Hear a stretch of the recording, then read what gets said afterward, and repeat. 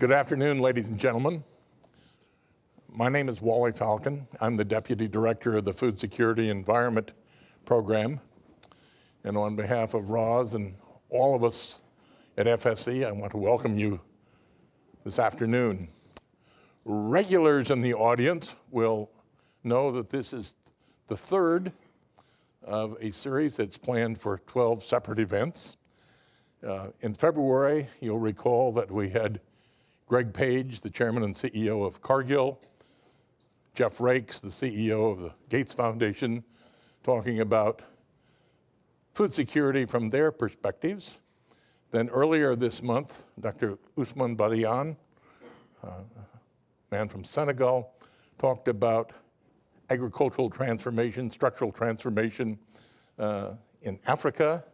And Peter Timmer, who is with us again this afternoon, then brought in an Asian perspective to that conversation. And so today we move to a third topic. The topic is poverty, and particularly persistent poverty that plagues a lot of rural Africa, the ultra poor, and what are the ways of helping people get out of this poverty dilemma, particularly in an African context. So that's our topic, and we have two very distinguished Africanists here to make the presentation and to lead the discussion that will follow it. Professor Christopher Barrett is at Cornell University at the present time.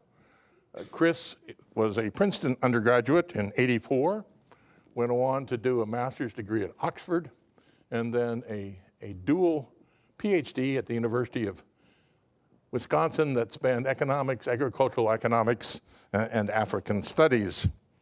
After a short stop in Utah State University, he went to Cornell, and now he holds more titles.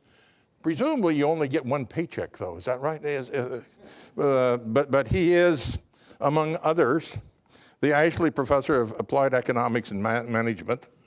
He's also the International Professor of Agriculture, the Associate Director of the Atkinson Center for a Sustainable Future, Director of the Agricultural and Rural Transformation Project.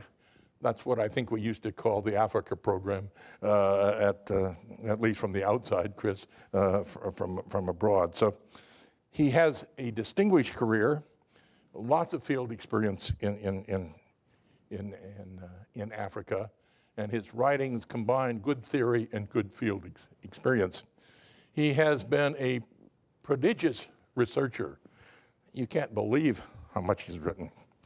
At last count, and I only checked yesterday, so this might have changed, he's written, authored or co-authored 13 books, more than 150 peer-reviewed articles, spanning a wide range of topics.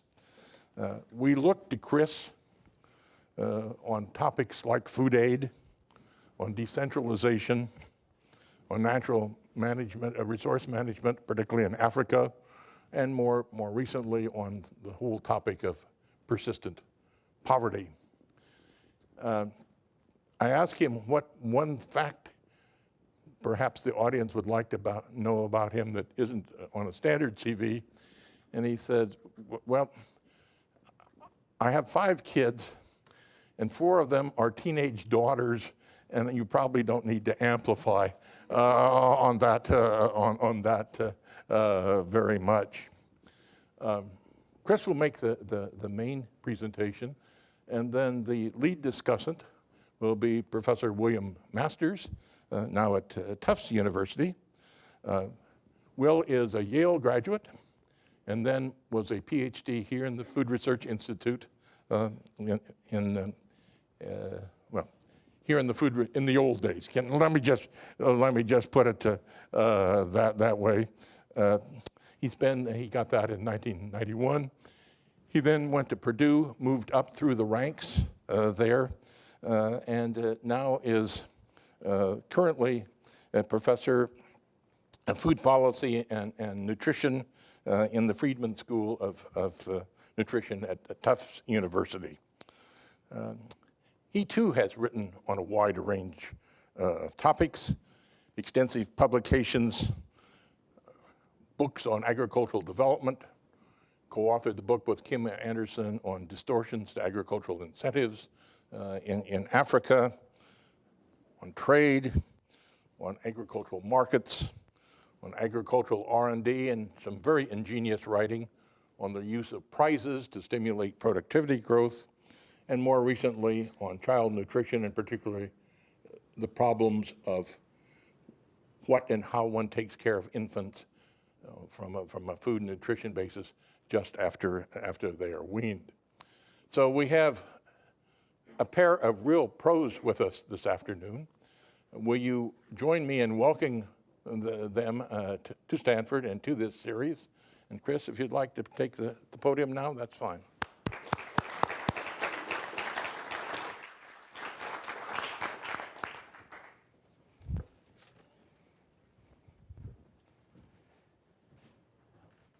Well, thank you very much, Wally, for your very gracious introduction and for welcoming me to Stanford. And thank you all for coming out for this. As Wally mentioned, I'm coming from Cornell, so I'm not used to seeing blue skies and sunshine at this time of year, and I'm trying hard to imagine if I would see more than 2 or 3 people in an audience at Cornell if the day in Ithaca were like it is here in Stanford. So I'm impressed that you all turn out for indoors activities in this weather. Thank you for making time. As Wally mentioned, the talk today is on ultra poverty, and particularly on persistent ultra poverty in rural Africa. And I'll explain those terms in a bit more precision as we go. But I also want to underscore that the real intent of the talk is to be provocative and to try to prod you with what I think is ultimately a hopeful story. But it is perhaps like an Oreo cookie sandwiched between something quite different. I will start off with a couple of optimistic, reasonably hopeful points, go through or drag you through what could be relatively discouraging material for a while before wrapping up again with what I think are ultimately reasonably hopeful points. And in the end, trying to point towards where are the places where those of us sitting outside of Africa, working with Africans, can make a difference in assisting the escape from persistent ultra poverty in rural Africa.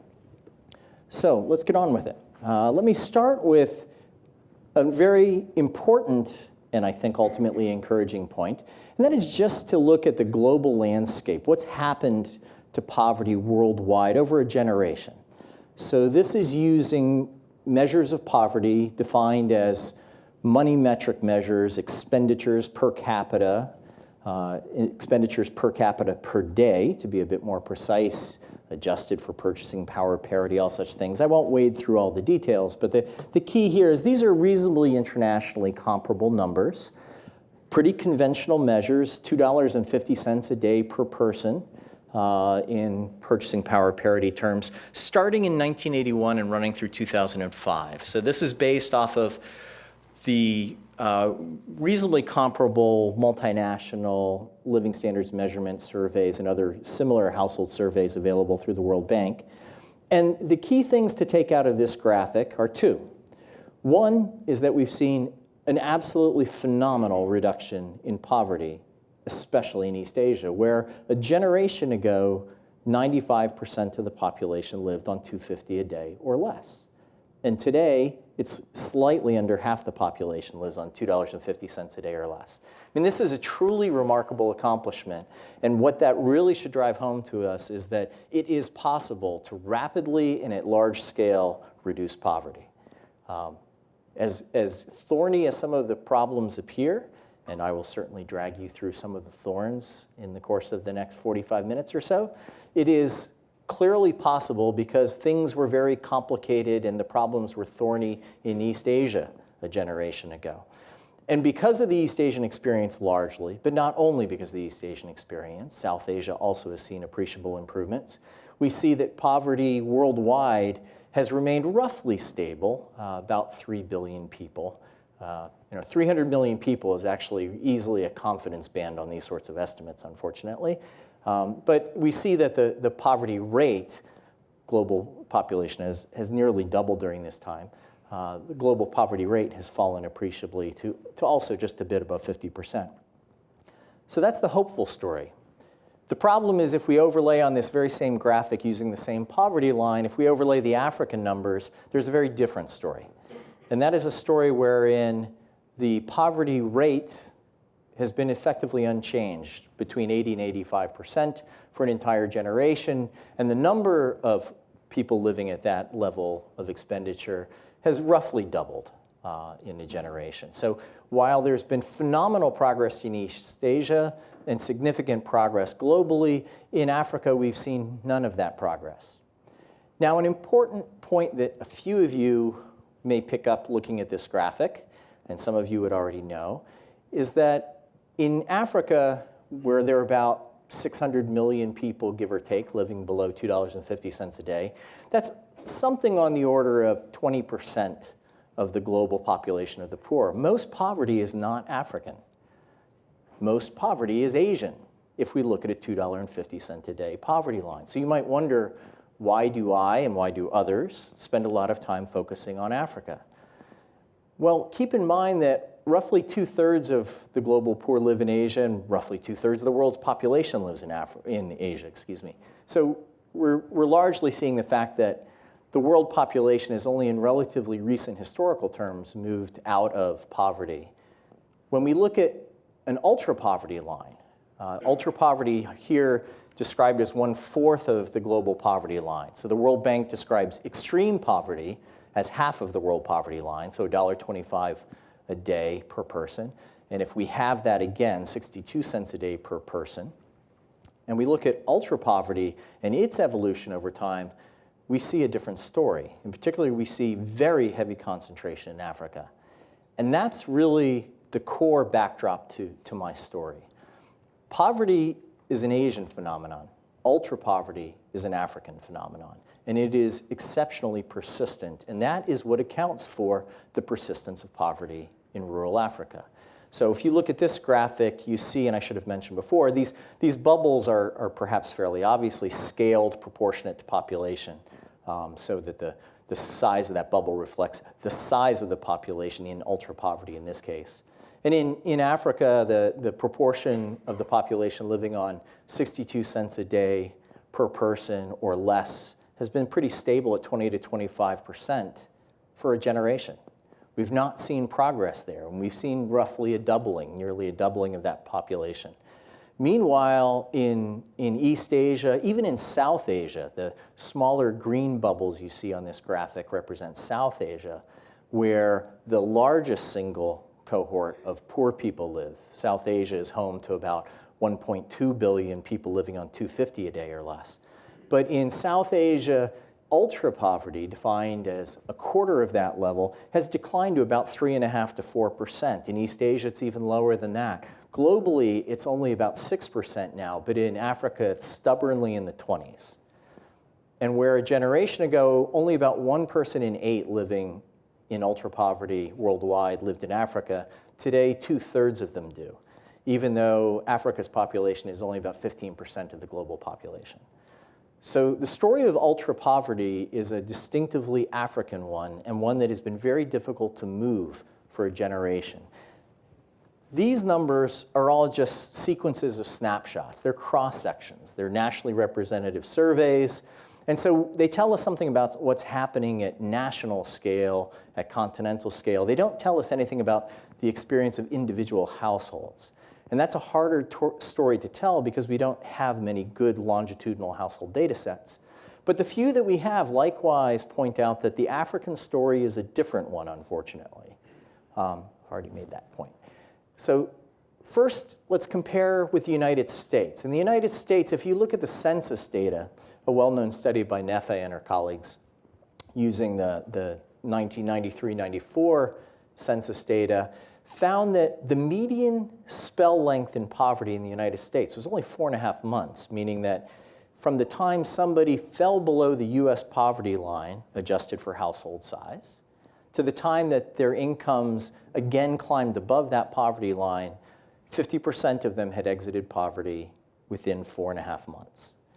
So poverty in the United States is overwhelmingly a transitory phenomenon associated typically with employment disruptions. People lose their job, they search for a new job, a few months later they find it. Now these data are somewhat out of date. Unfortunately, we don't yet have good analyses of comparable spell lengths distributions with more recent data, but it tells the basic point that in the US, poverty, although relatively, indeed I would say distressingly widespread, poverty is really a short-lived phenomenon for the vast majority of the poor. Now, in Africa, we don't even know what the median spell length in poverty is because we don't have any longitudinal data that I have yet found in which half of the people who are poor in the first period of observation have left poverty by the most recent period of observation. So we truly don't know what median time in poverty is right now in rural Africa. Here you see plots of 3 different data sets that my colleagues and I collected in Madagascar and in Kenya that just show you what the poverty durations look like or the poverty persistence looks like in 3 small communities at extremely low poverty lines. The rural poverty lines in both Madagascar and Kenya are about 50 cents a day per person, so we used half of that as the ultra poverty line in these analyses we did there. And as you see, you have a very high level of poverty, of ultra poverty, and you have extraordinary persistence of it. Relatively few people move out of it. So we get this basic story that in Africa we have a lot of people living at exceedingly low standards of living, and they're having a very difficult time moving out of that. And so that's the real challenge we face, is the escape from persistent ultra poverty in rural Africa.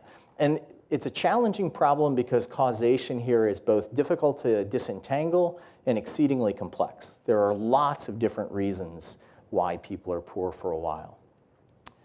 Let me take a brief tangent to just talk about what these sorts of observations have meant for how we think and talk about poverty and poverty research, at least within the development economics community.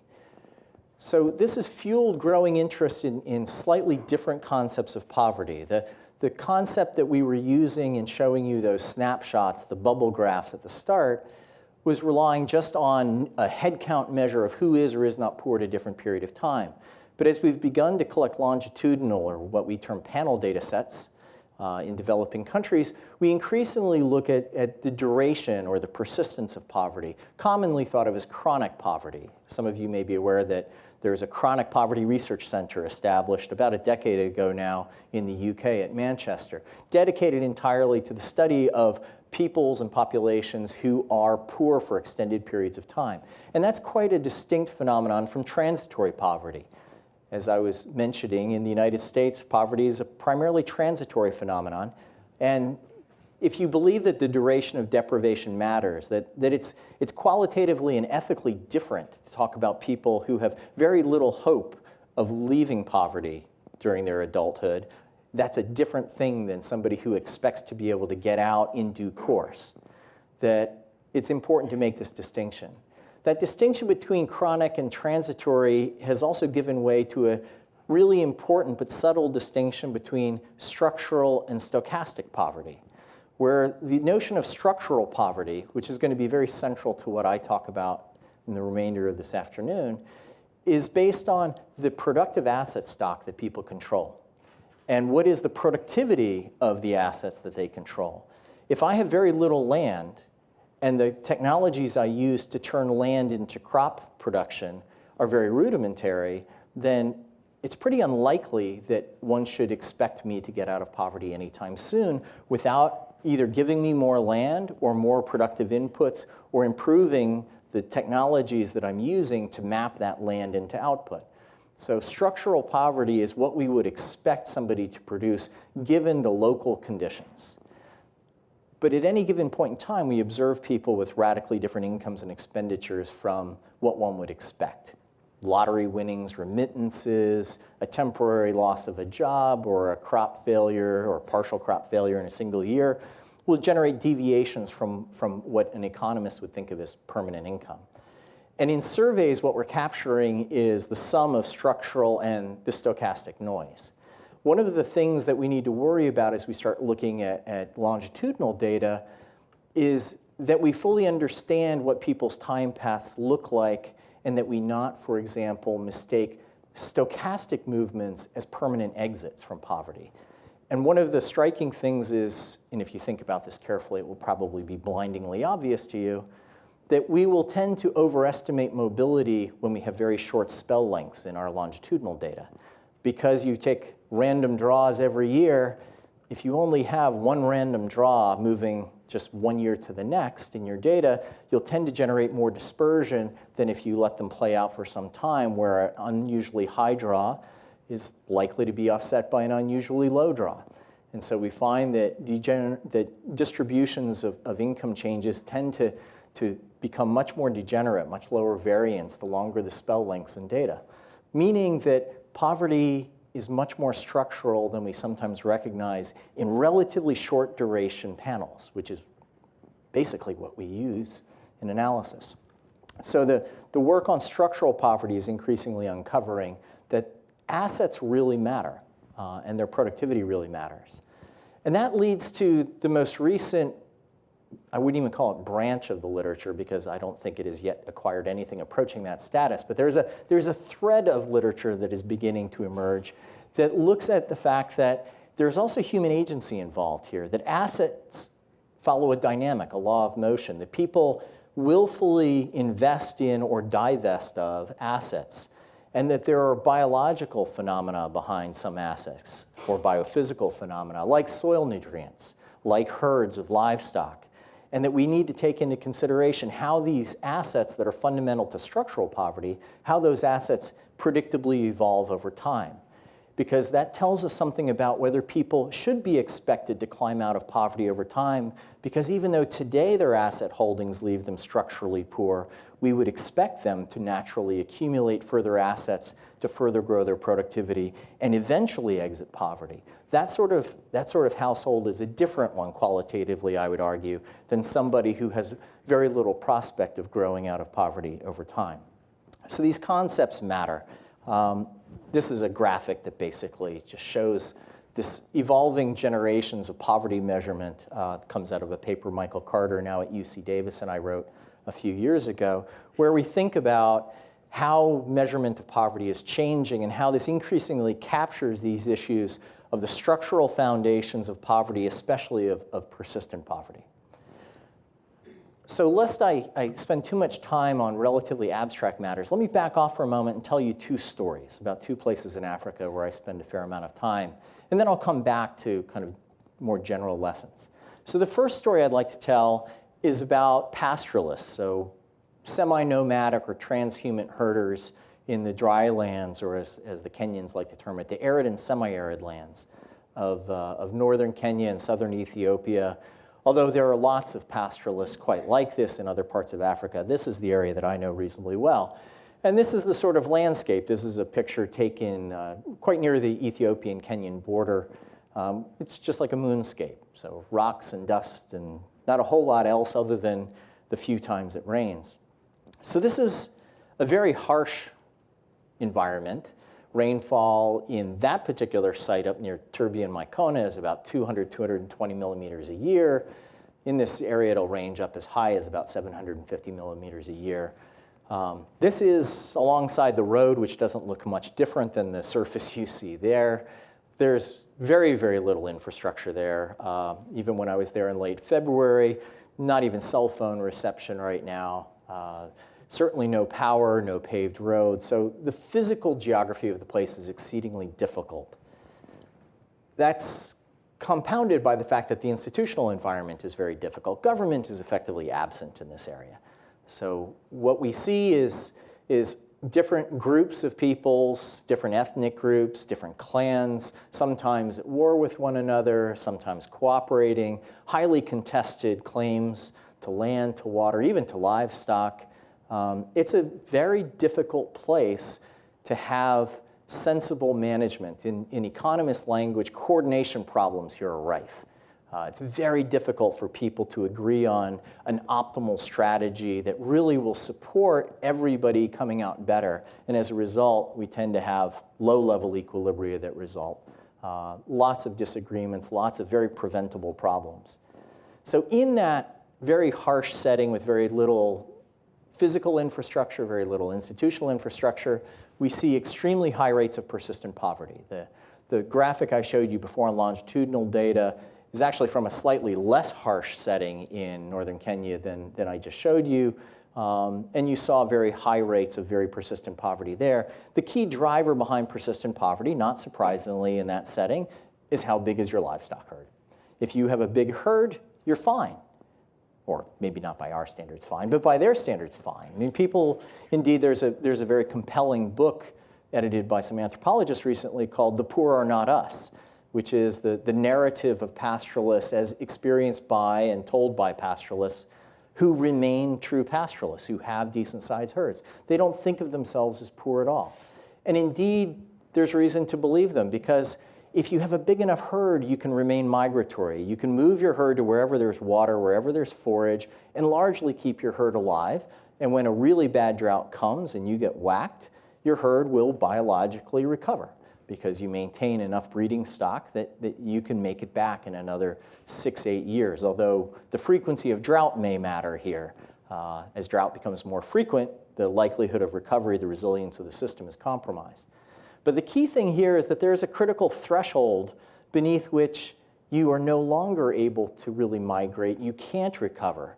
You can't migrate because some in your family simply can't engage in 100, 200-kilometer treks very easily. The elderly, children, those who've got any sort of disability or have suffered an injury can't make the arduous treks that serious pastoralists have to make.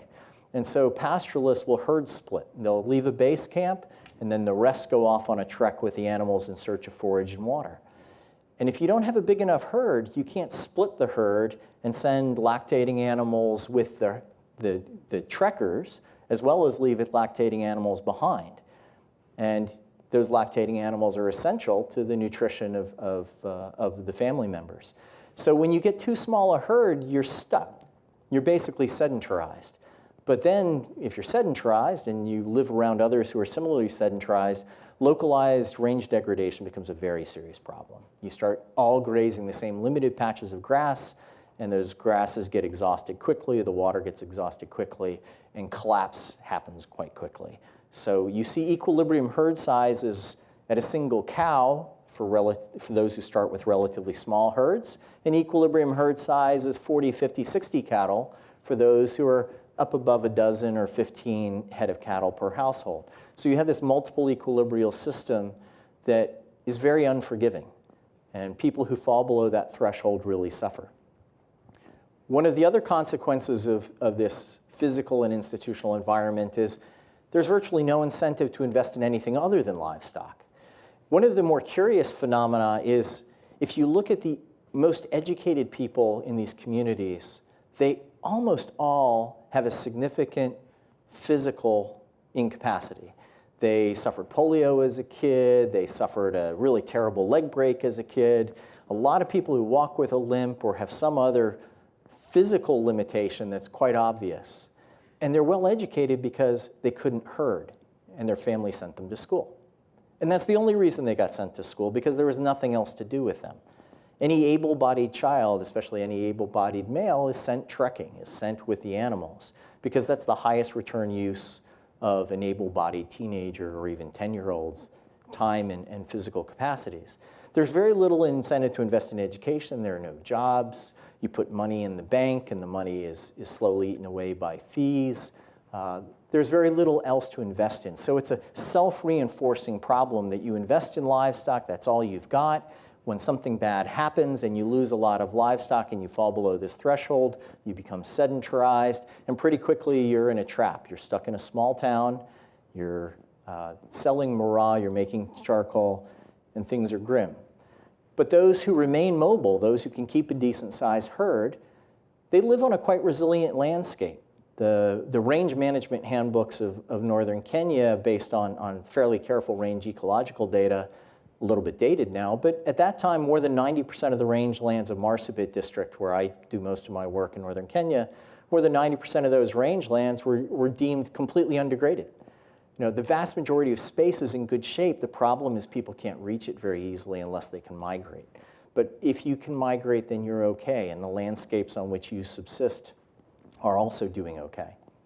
So let me move now to the south and to the west in Kenya and talk a little bit about maize systems in much more heavily populated areas, very high population density areas to the west of the Rift Valley, areas with reasonably generous rainfall. And here we likewise see a story of multiple equilibria. We see two different patterns.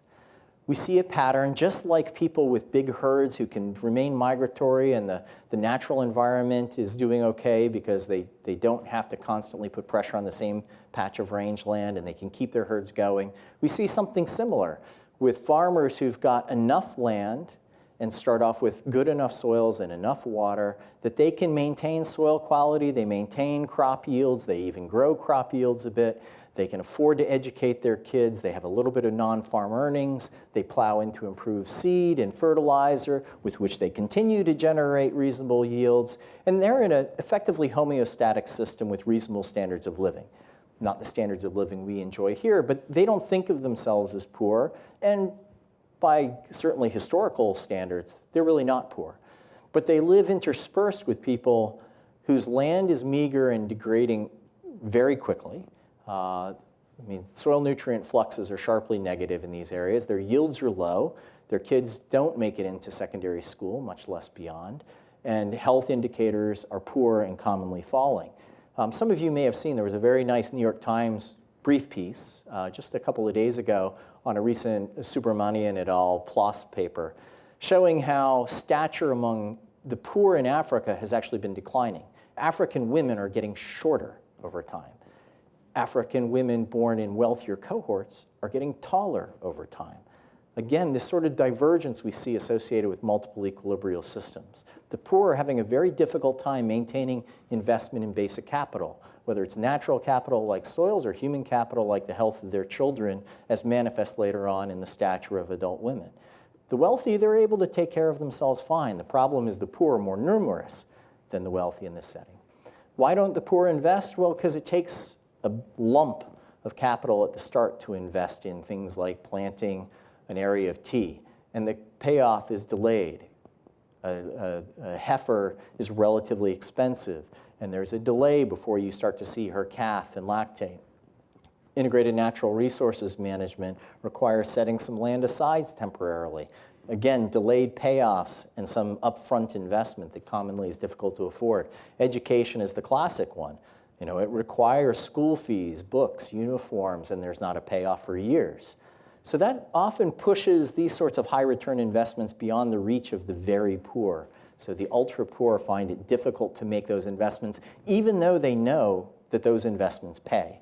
It requires cinching up their belt simply too much to be able to afford it.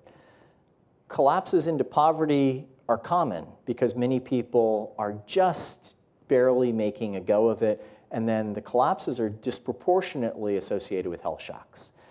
There's a very good book by the political scientist Anirudh Krishna at Duke called One Illness Away, based on a replicated design he did across 6 or 7 countries, where he finds repeatedly, using the stages of progress methodology that he developed and explains in his book, he finds that the common denominator to collapses into persistent poverty is health shocks.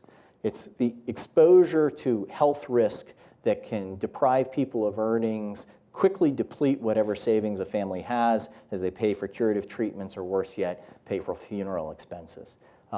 We find this in spades in our data in Western Kenya. There are huge problems associated with management of pests, of pathogens, with maintenance of soil. Africa is losing $4 billion a year worth of soil nutrients right now. Loses about $7 billion a year just to the parasitic weed Striga.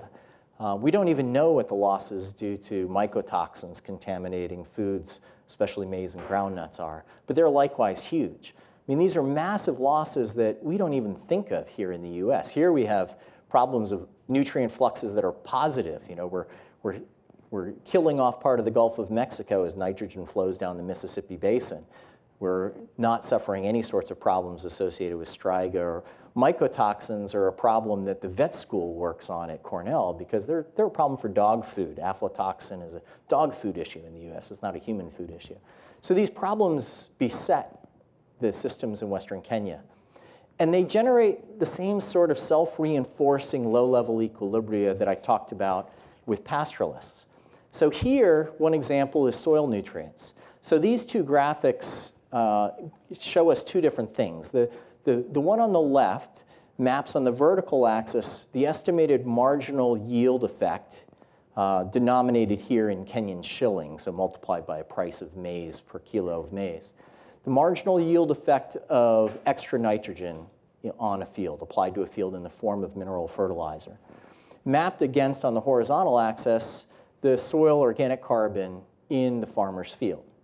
And what you find, and this won't surprise anyone trained in soil science, I mean, this goes back to von Liebig in the 19th century, is that there's effectively a very low and non-responsive yield effect to fertilizer when soil organic carbon is very low. There's a relatively sharp rise. In this case, we find it is somewhere in the 2 to 4% carbon range, and then it plateaus off again. Now, what's striking here is that if you look at the price of fertilizer, that dashed horizontal red line, what does this tell you? It tells you that below about 3% carbon, it doesn't pay to fertilize your fields. So now look at the right-hand graphic. The right-hand graphic shows us, for the exact same horizontal axis, so soil organic carbon, what's the per capita income per day of the households cultivating those plots. So this is a non-parametric regression of household data. And what you find, and you see the 95% confidence bands here, is that those who are cultivating the plots that are 3% carbon or less are the poor. They're people who are statistically significantly beneath the rural poverty line in Kenya, which is 52 cents a day. So we're not talking about a high standard of living. So the poor are cultivating soils that are so low in carbon, it's not worth their while to invest in fertilizer. Therefore, they don't invest in fertilizer. But not investing in fertilizer means they have low yields, relatively low crop residues to reincorporate in their soils, which is central to maintaining soil organic carbon in the setting. And you see a vicious cycle that emerges. So again, reinforcing feedback. So those two examples I'd like you to have in your mind as we start to talk through, or as I start to talk through, why persistent ultra-poverty and where are our entry points for trying to assist the escape from ultra-poverty. A couple of key things to keep in mind. The stories I've been telling are ultimately about stocks. They're about assets.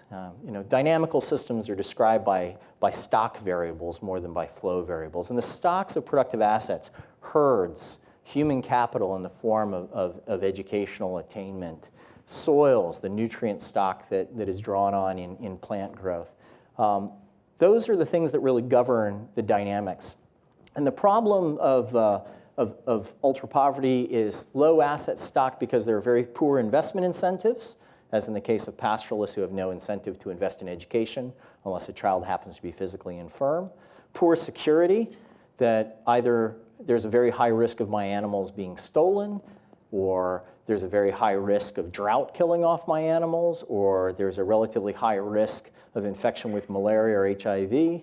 So those sorts of things also discourage investment.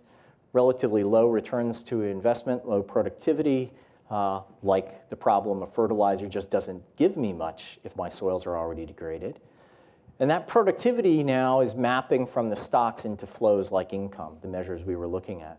And the problems of low productivity are basically due to technologies, and agricultural technologies being the obvious ones, improved cultivars, improved irrigation, et cetera, but also high cost of market access. And as I'll talk about more in a few minutes, one of the things people commonly forget is that a market is a technology. So if you think about technologies are mappings from inputs to outputs, a market is just mapping the input, the things I sell, into the outputs, the things I buy. And analytically, for an economist, it has all the same properties as a technology. So the same problems of poor technologies that generate low productivity to the assets I hold, that my soils generate relatively little in the way of biomass of edible grain, those same problems beset me in a market where the edible grain that I generate that I'm not going to eat doesn't get me much in terms of meat or milk that I can feed to my children because of the high cost of moving it to market, because of the low prices my output fetches, because of how far I am from the ultimate destination market, et cetera. So those marketing problems are every bit as important as the technological problems in African agriculture. And finally, inefficiencies due to risk. People commonly go to significant lengths to minimize catastrophic risk exposure, as I'll talk about a little bit more. And that generates significant inefficiencies we see. So why is this ultra-poverty, this persistent ultra-poverty, spatially concentrated? Because that is ultimately the narrative behind the early graphics on this is a disproportionately African problem. And as we zoom in, it's not all of Africa, it's pockets in Africa. It's places like northern and western Kenya and southern Ethiopia that are unusually persistently ultra-poor. Why? Part of it's physical geography. Will and some of his colleagues have written about geographic issues and some of the geographical determinants of poverty, and those are really important to keep in mind. Costly access to market, high prevalence of disease, limited water, which is becoming an ever greater problem with climate change and with necessary expansion of agricultural cultivation to cope with growing populations, poor soils, et cetera. But they also reflect institutional weaknesses. There's this funny debate within economics, funny to me because I just don't understand why it's being dichotomized, geography versus institutions. It's both. Institutions are weak in places that start off with poor endowments, and the weak institutions prevent overcoming the natural geographic barriers. These two are self-reinforcing. In places like western Kenya, northern Kenya, southern Ethiopia, you have very few public goods and services, very little in the way of security, astonishingly high rates of people who are subject to property crime. Coordination failures are rife. The result is that you have something that ecologists recognize in the resilience literature as problems that are nested across trophic scales, where you see multiple equilibria that cascade across from the small to the large and back down again. And we see the same thing here. Brent Swallow and I wrote about this a few years ago as fractal poverty traps, drawing on the fractal geometry concept of a pattern that appears at each scale of resolution. Because we see weak states and weak markets at national level replicated at subnational level down to individual level, and they all reinforce each other. So the poverty trap concept that comes out of this naturally is one of reinforcing feedback, which is very important to keep in mind. Does anyone have any idea what this plant in this woman's hand is? Anyone recognize it? So miraa, they call it in this part of Kenya. Most of you would know of it as cut. And if you read about Yemen, you probably read about people chewing cut all the time. It seems to be in the press a lot now. So why would this woman be holding a big stash of miraa, of cut, in her hand with an obviously distressed child? It's an amphetamine-like drug. It suppresses hunger. So it naturally excites the body, helps keep you alert while also suppressing hunger. She's drugging her kid because she can't feed him. So that child is 5 years old. Doesn't look anything like 5 years old, but this is up in Marsabit district, part of that northern Kenyan area where I work. The problem in this setting is that this is a family that had lost its herd actually due to cattle raiding, not to a drought in their case. And so they're generating no milk, so this child is hungry. They're subsisting off relatively meager food aid rations. And that low productivity associated with losing their herd causes their poverty. But poverty gives way to hunger. They can't exert themselves very much. They resort to things like miraa. They start clearing off not just the miraa, but also clearing and selling grasses and clearing some of the woody species and burning them into charcoal. So natural resource degradation emerges. And that just feeds back in. So the problem is that hunger, low productivity, low productivity, natural resource degradation, poverty is all a self-reinforcing feedback loop. And that's the problem that we're trying to break out of in Africa. So two key features of poverty traps as I then move into, so what are the implications for the way forward? The first is it takes money to make money. So initial endowments matter. If people simply don't have enough assets to start with, it's very hard to get them to do much of anything. So we can develop great cultivars, we can build beautiful schools, but getting them to adopt an improved cultivar or to send their child to that school is really difficult when they simply can't afford to make ends meet from one week to the next. And this isn't just private asset holdings. It's not just what they personally own. It's also about the public goods and services around them that induce private investment. Second thing is that risk matters. It matters a lot because if you have a multiple equilibrial system, some sort of tipping point, you go to great lengths to avoid getting knocked beneath that point. And it can be very discouraging if you have to try to climb up above it. You can't make incremental improvements without sliding right back. So suppressing the risk exposure of poor populations is very important to encouraging their investment and enabling them to get into a self-reinforcing higher level equilibrium. So the key here is ag and rural development. If I didn't say that, Wally wouldn't have allowed me to come to Stanford. One of my heroes is T.W. Schultz, and these are the opening two sentences of his Nobel Prize acceptance speech 32 years ago. Most of the people in the world are poor, so if we knew the economics of being poor, we would know much of the economics that really matters. Not so true today at global scale, but certainly true at African scale. Second, most of the world's poor people earn their living from agriculture, so if we knew the economics of agriculture, we would know much of the economics of being poor. That is still true. And that is really a key thing for us to pay attention to. And thankfully, people are starting to pay attention to it again. After a long period of ignoring agriculture, we're starting to see things improve. So why does it matter so much? Well, Schultz pointed to one of the key things, and that is the location and livelihood and asset holdings of the poor, that most of the ultra-poor live in rural areas. Indeed, if you look at the rural-urban poverty gap, it gets bigger the lower the poverty line. As you move the poverty line from $2.50 a day to $1.25 a day to 62 cents a day, the rural-urban poverty gap keeps growing and growing. The ultra-poor are especially concentrated in rural areas, and the vast majority of them work in agriculture, either as farmers or as farm workers or both. A large number of smallholder farmers also work off-farm on other people's farms. And one of the reasons why this is important to keep in mind is that agriculture is the most intensive employer of unskilled labor. And so the benefits of agricultural productivity growth accrue disproportionately to unskilled labor, i.e. people with limited education, limited practical skills beyond just their willingness to work hard. So labor market benefits for the poor are extremely important and tied closely to agriculture as well. And finally, most of the non-human assets held by the ultra-poor are held in the form of agricultural assets, land, livestock, or things closely tied to agriculture, like a cell phone or a bicycle. The thing that Schultz didn't pay attention to, and still is not paid attention to nearly enough, is the other way in which agriculture really matters to the poor is their budget exposure. Because food is the single biggest source of expenditure for the poor.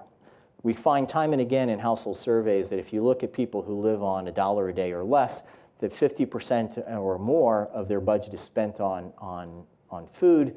And moreover, that's true for farmers. Most African farmers are net buyers of food.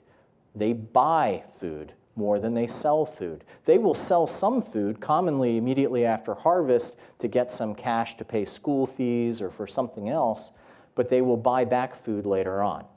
And we find that sales of commodities, of food commodities by African farmers are very heavily concentrated in a very small share of the largest farmers. So the poor in Africa, including poor farmers, benefit disproportionately from lower food prices, which is very counterintuitive, and people don't grasp that. In the short term, at least, the farmers, the smallest farmers in Africa, because they're net buyers, are better off from lower prices than higher prices. And that's one of the reasons why the food price crisis is such a serious issue in rural Africa, that many people don't appreciate that that's really causing people to cinch up their belts. I've already made that point, and this is only going to grow worse with population and income growth. So this is why agricultural productivity growth matters so much. Let me use an example from rice production in Madagascar. Madagascar is a rice economy par excellence. For those of you unfamiliar with it, Madagascar is essentially a Melanesian culture that The island looks a lot like parts of the Philippines with terraced rice agriculture, and the population consumes as much rice per day as any population on Earth. Any given year, it's them or the Taiwanese or the Thais or somebody else at the top of the tables for rice consumption per person per day. So Bart Minton and I did an analysis using nationally representative data in Madagascar, and we found that doubling rice yields in Madagascar would have a huge and nearly universally poverty-reducing effect through 3 different mechanisms.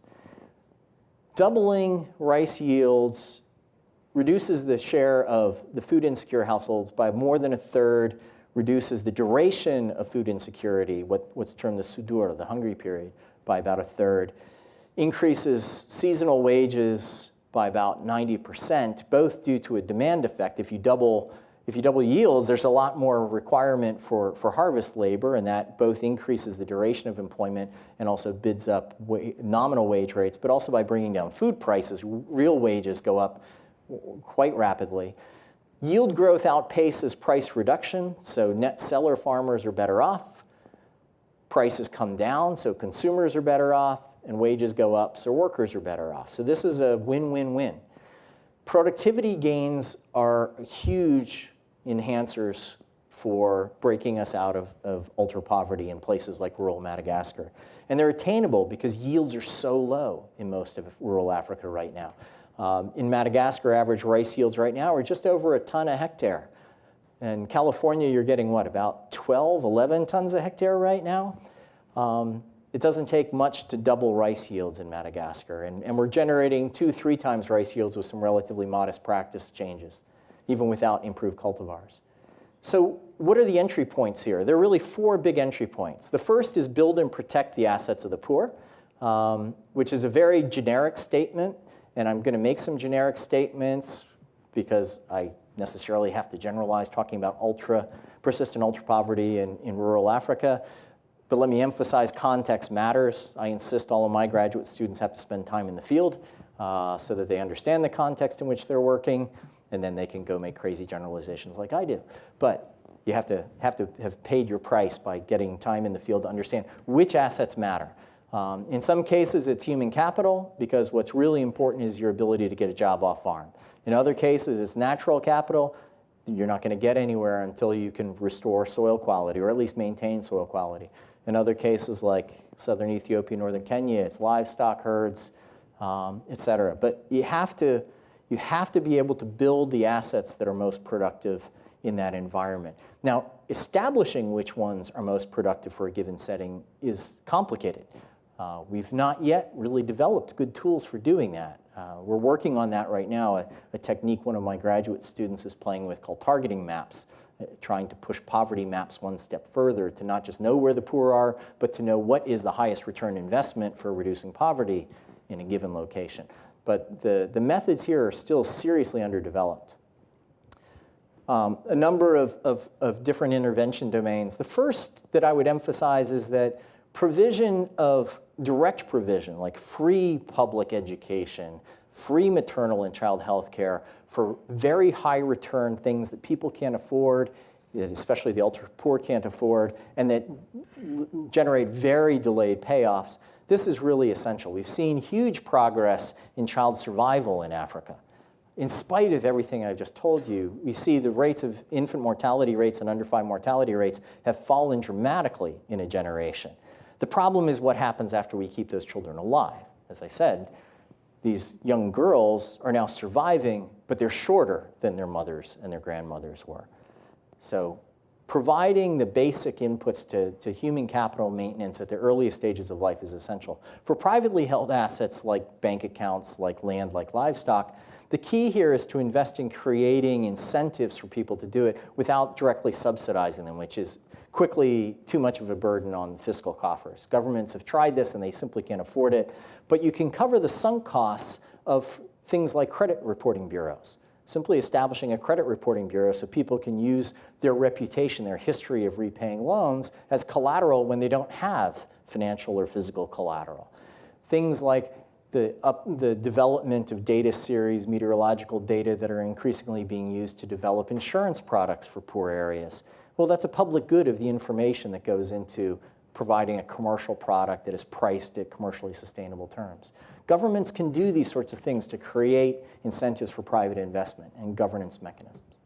The second thing after helping people to build and protect their assets is improving their productivity, which I've already talked about. Here, the key constraint is that in Africa, there's been virtually no investment in agricultural research, development, and extension for a generation. It's starting to recover. The rhetorical commitment is now there again.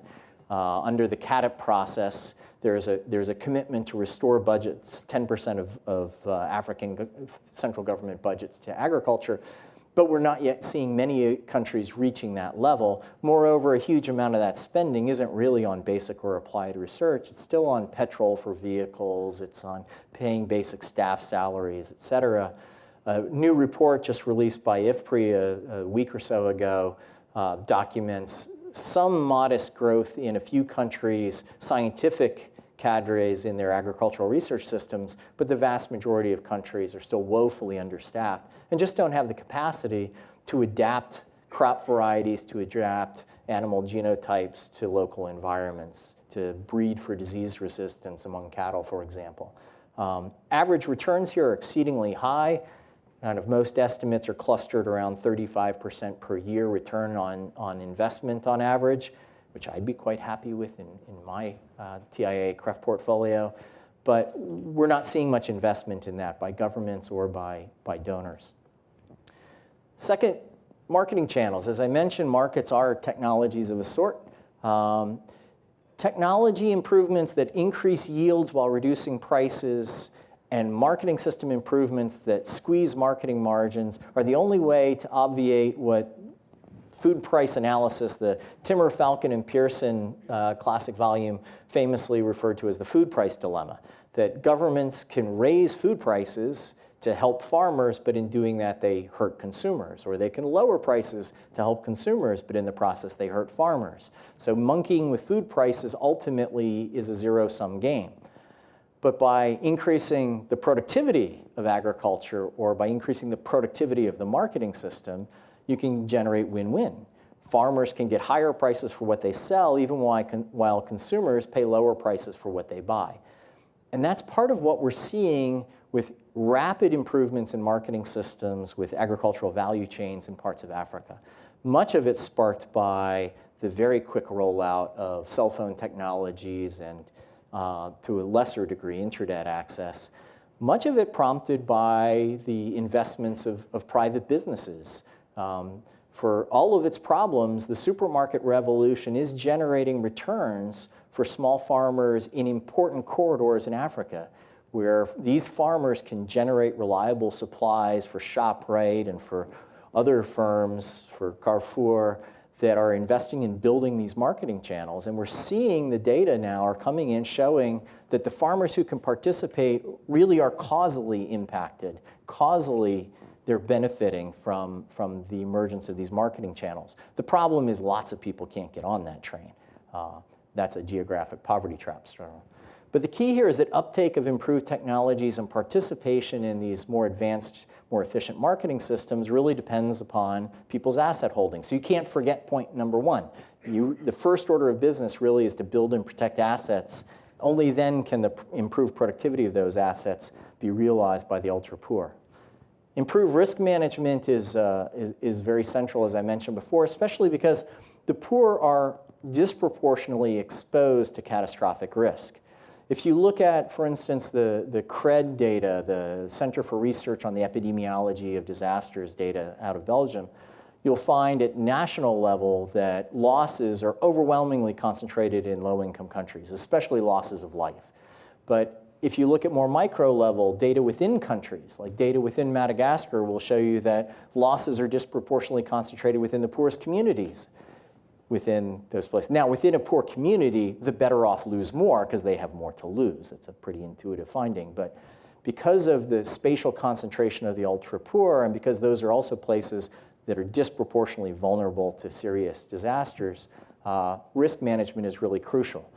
There are two basic strategies: risk reduction, which is the domain of crop breeders and of animal geneticists.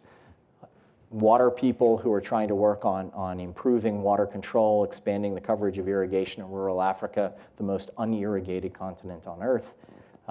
Risk reduction is really central to the strategy, and a crucial part of this that we often forget about is peace. Simply reducing conflict pays a very big dividends, as Paul Collier has reminded us. Another area and one of growing attention surrounds risk transfer. You see Barry Riley in the back. Barry's working on food aid. I've wasted a lot of time and energy on trying to improve food aid policies in the US and elsewhere.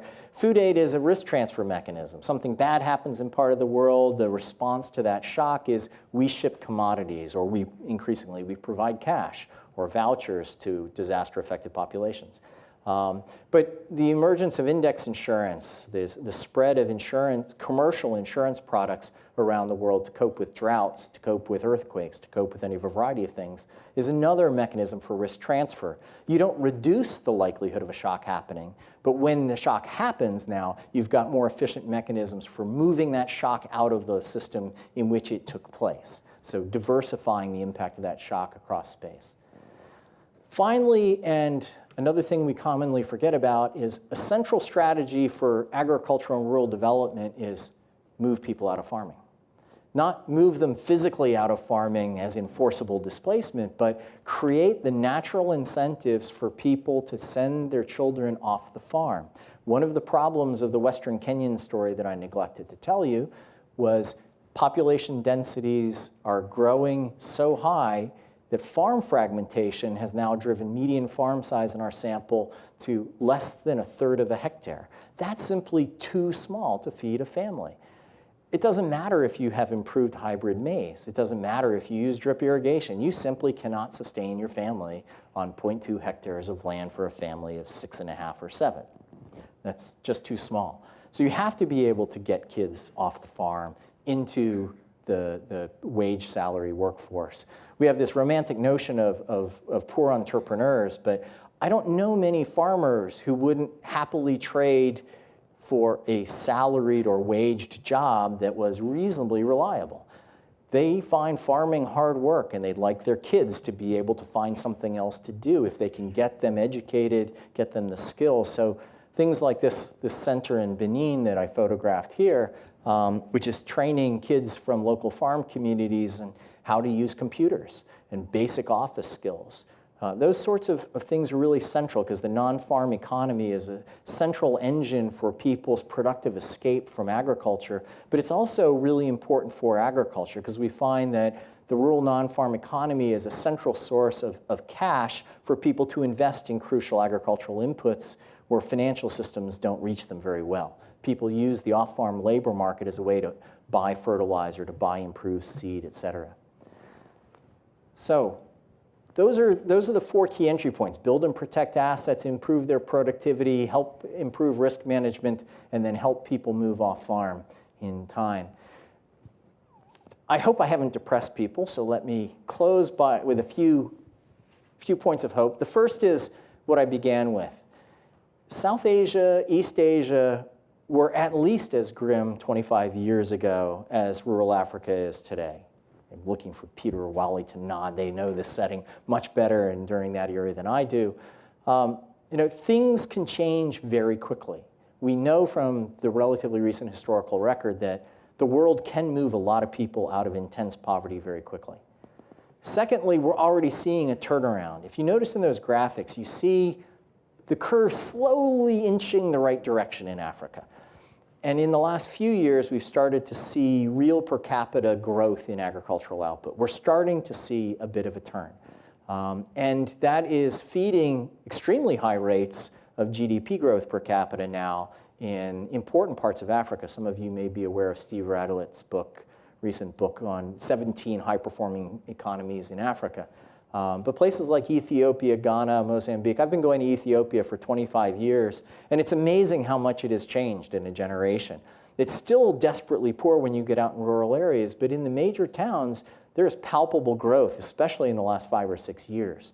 A corner is being turned in some places. We have to keep that momentum going. Third, as I already mentioned, there is a different discourse taking place. I can't put numbers on this, but the rhetoric is different. The G8 commitments in L'Aquila, although not yet backed up by real money, at least people are starting to make rhetorical commitments. Gates and the Alliance for a Green Revolution in Agriculture and other donors are beginning to commit substantial amounts to agricultural and rural development, as well as to health and nutrition that are central. The Feed the Future initiative of the Obama administration, while it has important shortcomings, is a major step in the right direction. So we're starting to see a renewal of at least rhetorical commitment that hopefully will also see some financial backing behind it. We're seeing growing private investment in Africa. I mean, there are significant private equity funds, indeed to the point that this creates problems in some cases, like so-called land grabs, massive investments in agricultural land, some of which are very helpful, some of which are under truly rotten terms and are almost certainly causing problems, like the overthrow of the government of Madagascar, as a small example. Massive private investment in cell phones, investments in new software technologies that turn cell phones into banks in East Africa, these are entirely private sector funded, and they're incredibly important innovations that are really making a difference. I was just blown away during this recent trip when I was in southern Ethiopia, seeing a guy coming off of the rangelands into the little encampment where we were, pulling out a cell phone to check the prices in Addis Ababa because he was trying to figure out whether he wanted to sell because the conditions on the range were pretty poor. And he was trying to figure out, is it time to offload my animals? He didn't have that option 5 years ago, but now he can check to make an assessment of whether it's worthwhile selling. So as I mentioned before, for all their warts, supermarkets are making a difference in an on balance positive way, I think, in rural Africa. So we're seeing private investment is really making a difference, and we need more of it because aid budgets can never fill the gap. They're way, way too small and will always be too small. In fact, they're going to get smaller. Peace dividends are crucially important.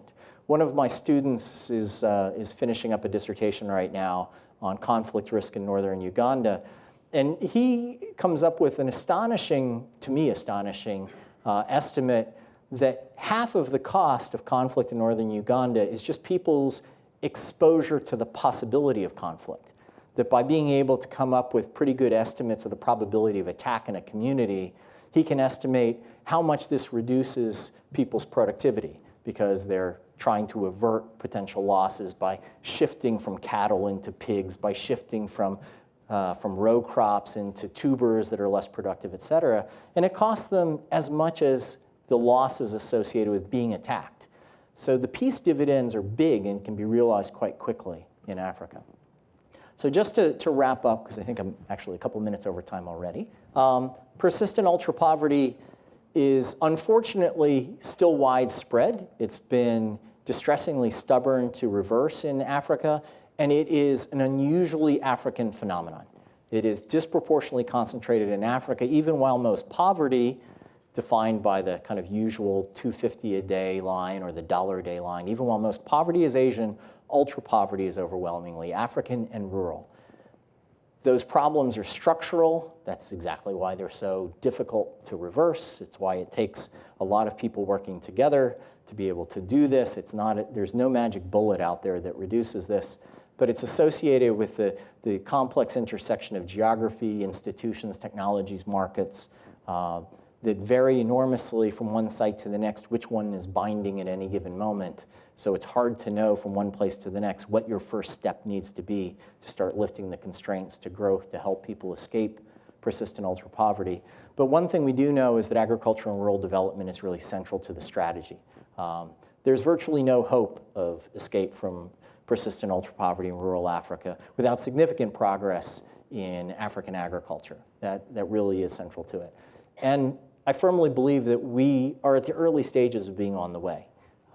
I think that we're at a moment that is not too different from 25 or 30 years ago in Southeast Asia or East Asia. We're starting to see the beginnings of a different rhetoric, a different dialogue, new technologies, new commitments, and finally a flow of private investment that can complement renewed public and donor funding to help us assist the escape from ultra-poverty in rural Africa. So I thank you for your time, and I look forward to hearing Will's comments. Thank you.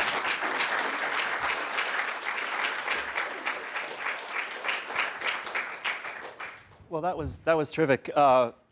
Following Chris is always very difficult. In the literature, he writes faster than I can read. But there's a whole profession following him, so I would urge you to, beyond the discussion just here this afternoon, just do some Google Scholar searching, and to see how Chris's students and the profession follow up on these ideas is really quite remarkable. So I hope we can do a little bit of that here, and to open up that discussion among us now and then among folks who might get a chance to tune in later, to think about framing this in a number of different dimensions that might help to bring in your perspectives. So I want to talk first about methods, sort of how Chris came to the results that he shared with us this afternoon, and then also something about the content. So on the methods, the kind of features that I expect resonated with you, certainly resonate with me. The first one is Chris's remarkably balanced approach. So he's not a monocausal kind of guy, right? You've got one force here and another force here, and they come together. You've got average levels and risk. You've got livestock and crops. You've got agriculture, non-agriculture, and so forth. And of course, that's characteristic of economics, right? That an economist's prediction is an equilibrium. Our predictions are equilibria. And in an equilibrium, there's multiple forces. So if we can keep that method in mind, sort of balanced approach of multiple forces coming together, that's really a useful trick. And it's one trick that generates tons of great hypotheses and important results. And in particular, it gives us the question of what drove that equilibrium. What's the market structure? What's the rules of the game that give you points of entry in Chris's terms? The second thing that resonates with me, certainly, and I believe might have resonated with you, is Chris's empathetic approach to the decisions of the ultra-poor themselves. So looking at the problem from their point of view and asking, why did they make the choices they did? And Chris makes that look easy, but it's actually really hard, because it's so tempting to fall into one of two kind of extremes, either thinking of the choices of the ultra-poor as so constrained that they are merely passive victims of circumstance, or the other extreme, thinking of them as having made choices, the outcomes are terrible, it must be that they chose their fate. And blaming the victim, or purely victimizing the victim, it's very hard. And for economists, of course, this empathetic approach, we call it optimization. We do it in calculus. But you don't need calculus to think about the person's problem from their point of view. What are the constraints? Then when there's multiple interactions between optimizers, you get an equilibrium, and you get the kind of rich empirics, when you take that to the data, that Chris finds. So let's take it to results and frame what Chris has shown us in terms of poverty traps and the escape from those traps in two different dimensions. I want to take this out a little bit. First, in the dimension of income distribution. So Chris had such great graphics. I promised I wouldn't add more PowerPoint here afternoon. But you can imagine income distribution, right? And the interesting thing about an income distribution is that it's pretty much always very asymmetric, approximated by something like a log normal distribution. So with a long tail of a few rich people and a mass of poverty. And this is characteristic of income distributions, and it's a bit of a puzzle, and there's lots of ways you could generate one. But imagine in this room, for example, that half of us are skilled. So that's symmetric. You flip a coin, you're either skilled or unskilled. And half of us are lucky. So you flip a coin, you're either lucky or unlucky. And you can imagine this is just a simple 2x2 example of a world of many, many, many coin tosses and random things. And if these coin tosses and random things, you might think of them in a natural system, they would generate a bell-shaped normal distribution, except for the key feature that Chris talked about in the realism in economies, which is that it takes money to make money. So these errors are not additive. So these errors are, in fact, multiplicative. So when it takes skill to take advantage of luck, suddenly in a 2x2 model of income distribution where half of us are skilled, half are unskilled, half are lucky, half are unlucky, you get an outcome in which only a quarter of us are wealthy, because only a quarter of us are both skilled and lucky. And 3/4 are still in poverty. Of those, 1/3 of the poor are what Chris characterized as the stochastically poor, who are skilled but sometimes lucky, and the other third are in chronic poverty because they're unskilled. So to see that income distribution grow, you need a third dimension, which of course is the investment things that Chris talked about in cattle or in agriculture and so forth. And we call that generally capital, anything you can save for and invest in. And of course, that shifts it out. So it might be a 2 by 2 by 2 distribution of income. And that allows this skewed distribution of income to progressively shift out over time. And the interesting thing about poverty and the escape from poverty is that it happens at all. And it happens actually in remarkably similar ways, where the question I want to frame the closing of this and the opening to broader discussion is to ask about, why did Africa's escape start now, so recently? Because if we had a longer time frame, you would see that these patterns are pretty darn similar over time. And for that, I just want to introduce one insight, which resonates particularly loudly in this building.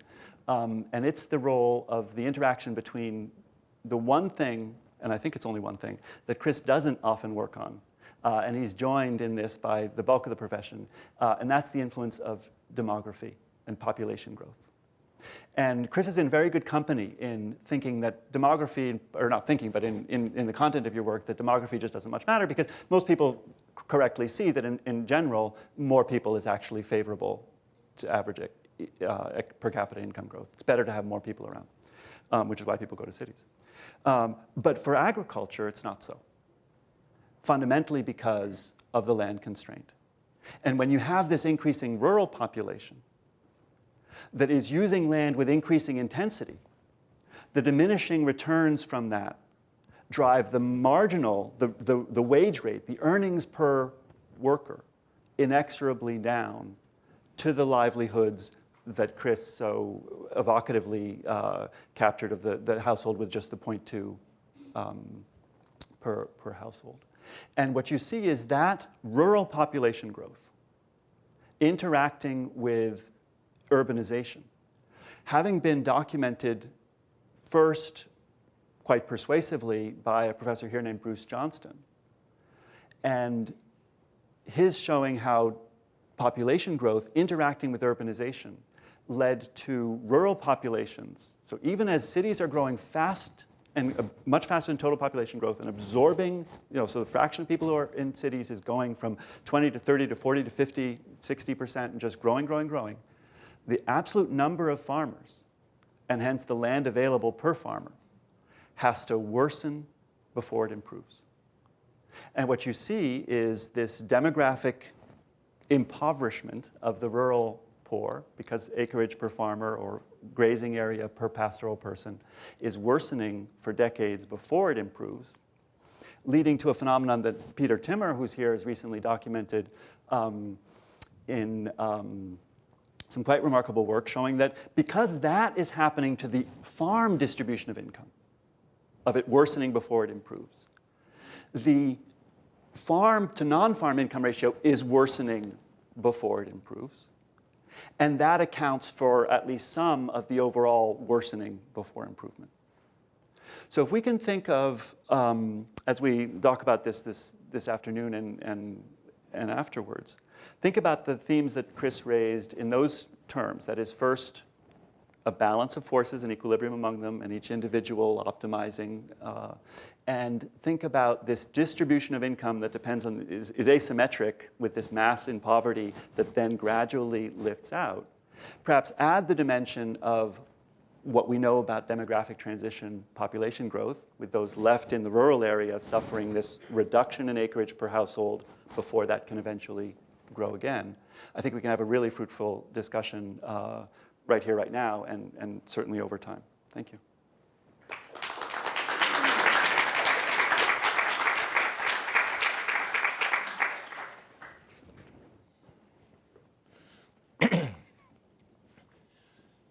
Well, we've had two very rich presentations. I would first of all ask Chris and Will if you could join me on stage now, and we'll get started for the Q&A. And as we get started with the Q&A, I want to make two requests that if you will speak into the microphones, and if you will stand up when you speak, that will enable us to get it caught on video better. We're using these presentations not only for the events today, but they're part of a distance learning effort that we're engaged in as well. And second of all, if you will keep your questions in the form of questions and not speeches, and relatively short and to the point, more people can get engaged in the conversation. So think about your questions, and as I'm sitting down, let me get us started, Chris, with a question. There are multiple causes, there are multiple entry points, but if it takes money to make money, are you saying that and you don't like subsidies, is the only way that we can help the ultra poor is by focusing on other groups? Do they win only by trickle down, or are there some entry points that really focus on the ultra poor themselves? While you're digesting that one, I'll sit down, and please go ahead. Well, thanks for opening with such an easy question, Wally. So you already know my answer to this question, but no, absolutely not. We're not talking about only concentrating on the non-poor. But your question raises two really important points. One is that helping the ultra-poor means focusing fairly tightly, careful targeting, but it doesn't mean only helping the ultra-poor. That creating jobs by helping businessmen can be helpful, but stopping there is unhelpful. So the best single investment in rural Africa today, I would argue, is the health and nutrition of childbearing age women and their very young children. The reason being that although that doesn't pay dividends for us right now, we know that the dividends paid by that are tremendous a generation later when those kids have not only made it through school that they otherwise wouldn't attend because they wouldn't have the cognitive development to enable them to make it through secondary school, but they can then go out and get a real job, or they can really take advantage of the agricultural technologies being made available to them to become much more productive farmers. You can't generate health care for the ultra-poor in rural Africa through private sector mechanisms very effectively. That really requires direct, significant investment by donors, by NGOs, and by governments. I would argue, and I think that there's a fair amount of evidence out there, starting with the Copenhagen consensus assessments, that these are overwhelmingly the highest return investments we see in the world right now. Nutritional interventions carefully targeted at the very young and at the women who have and who nurse those children. But let me touch on one other thing that you raise, and that is that we don't just concentrate on the ultra-poor. So business development is important. I teach in a business school. I mean, the Dyson School of Applied Economics and Management was once the Department of Agricultural Economics. Now it's basically known as the Undergraduate Business School at Cornell. And I feel very comfortable teaching there because the students who I'm working with, many of them want to go out and figure out how to generate efficiency gains and productivity gains, often in emerging markets. That's one of the things we try to mark at the Dyson School, is kind of the intersection of development with business. And that is mobilizing private capital and private innovation is really central to this challenge. And people are going to make money doing that. And it's overwhelmingly the non-poor who are going to make that money. And I'm okay with that in a sort of Rawlsian fashion, as long as it is definitely lifting up the ultra-poor. Are there questions from the audience? Peter, Professor Timmer? And there is a... Thanks, Wally. Thanks for the presentations. Both of those were really quite fascinating. I want to push Wally's question just a bit further. You had 4 classes of possible assets that would help where you urged the complexity of understanding what different settings required in terms of which assets would have which highest productivity. I guess I would ask a simple question. Why doesn't cash work and let the ultra poor make most of those decisions? I understand the health, nutrition, supply of public goods might not be there to spend on, but I was struck by your farmer who got his cell phone out and wanted to figure out whether he needed to sell his herd. He was going to get cash and do something with it. If we want to target resources to these people, isn't the easiest and simple, I don't necessarily mean conditional cash transfers, but just cash. Absolutely. I mean, I was using 4 different classes of capital just as a shorthand for the areas in which people invest, because in rural Africa, very few people hold cash.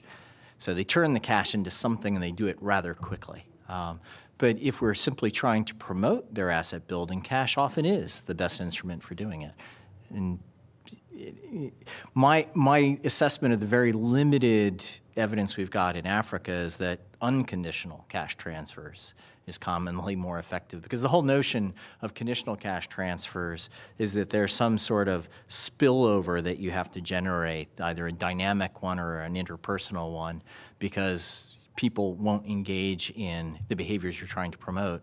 Most parents in Africa want to send their kids to school but just can't afford to, and so pull them out. Most of them want to invest in a more diverse diet for their family members but simply can't afford to. They want to buy fertilizer if their soils are good enough, but they simply can't afford to. And they're pretty close to optimizers as best as I can tell. So cash is often the best instrument for helping them to invest.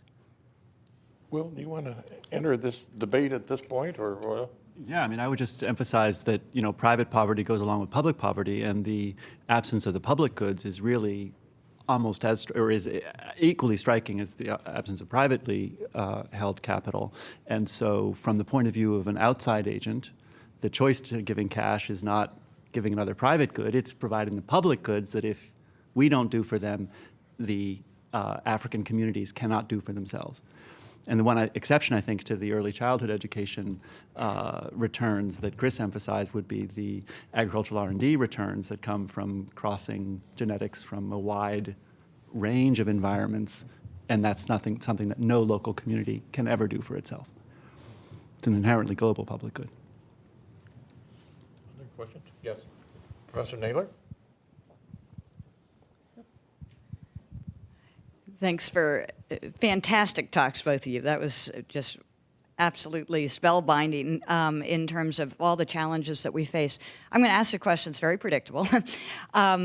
And neither of you mentioned irrigation very much. And when we look at the Asian experience and lifting out of poverty, particularly from an agricultural perspective, much of that was irrigated, and so that you could use nitrogen fertilizers and high-yielding crops and so forth. And obviously, 90% or so of Africa is rain-fed. It's a more distributed system, which is much more challenging in terms of an investment strategy. But when you think about it, in terms of 6 to 8 month dry season, in terms of the productivity they'd have around the year, in terms of being able to use fertilizer if you can get the carbon enhancements or amendments in terms of being able to have high-valued crops, which add an asset value in terms of the money that you get out of each hectare.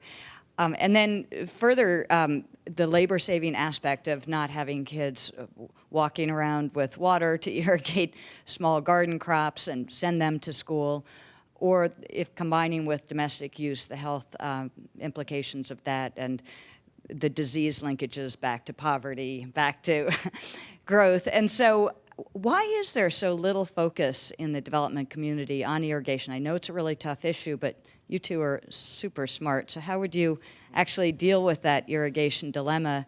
There's a lot of distributed water sources around Africa, even in the Sahel. So what are the real glitches there? Well, the first point I would make is that Africa has had irrigation successes. It had them in the era when colonialists were exploiting the available irrigation opportunities, and that's in the Gezira scheme of Sudan. It's in the Valley du Niger and in Mali and so forth. But those opportunities for irrigation are, of course, more limited in Africa, and I think that's the fundamental story: is that the big river systems and the topography that you see affords fewer opportunities.